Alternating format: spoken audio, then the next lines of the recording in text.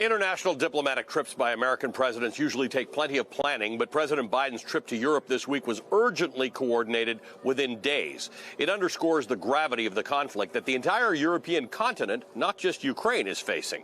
In Brussels on Thursday, President Biden participated in a series of high-profile meetings between members of NATO, the G7, and the European Council, some of the most important gatherings of world leaders literally since World War II.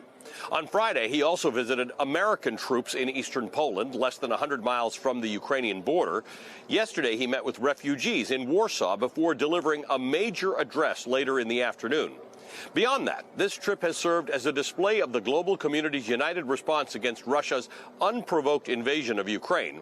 Few people know the politics of Russia and Central Europe as well as Marie Yovanovitch does. She served as an American diplomat for 33 years, including as the ambassador to Ukraine from 2016 to 2019 under both Presidents Obama and Trump. She's also the author of the new book, Lessons from the Edge, a memoir. Now, in her book, she describes witnessing the shift in trajectory in Ukraine during her tours as ambassador from a country that was besieged by corruption to a better version of itself.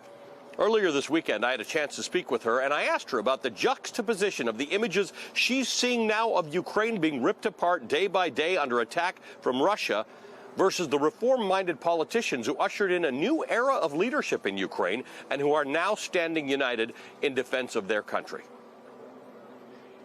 Well, it is absolutely devastating.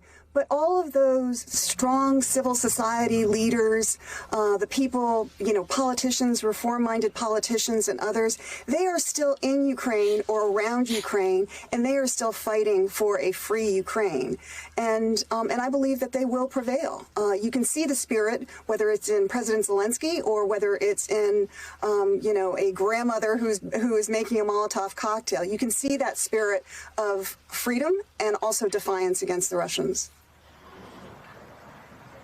Talk to me about what the humanitarian catastrophe, what influence that is going to have. How much of an impact is that versus the actual rule of Ukraine not being part of NATO and the West not wanting to trip over a wire and end up in a war?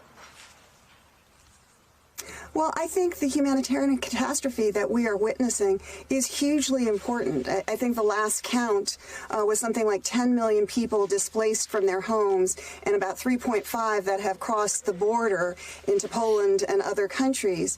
And, we are a nation of values. European countries are nations of values as well as of interests. And I think it's almost impossible to watch that without wanting to help. And I think that's what you're seeing right now. And I think we are going to need to continue to help for some time to come.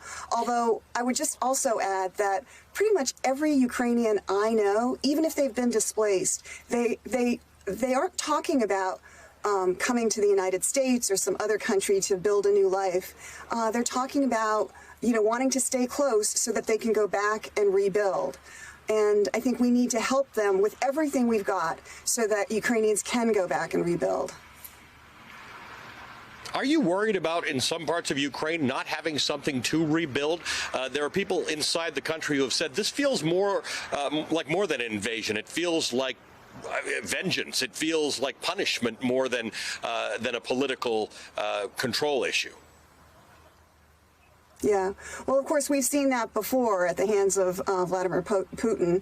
I think of Grozny, I think of Syria, and now, sadly, I think Ukraine, parts of Ukraine are going to join that litany. And yes, President Zelensky, many of my friends call it a war of extermination. And I think that is very much what it is when you target civilians, whether they are 8 years old or 80. They are all suffering, and sadly, some of them are also dying. Ambassador, we appreciate your time. Thank you for being with us. Marie Yovanovitch is the former United States ambassador to Ukraine.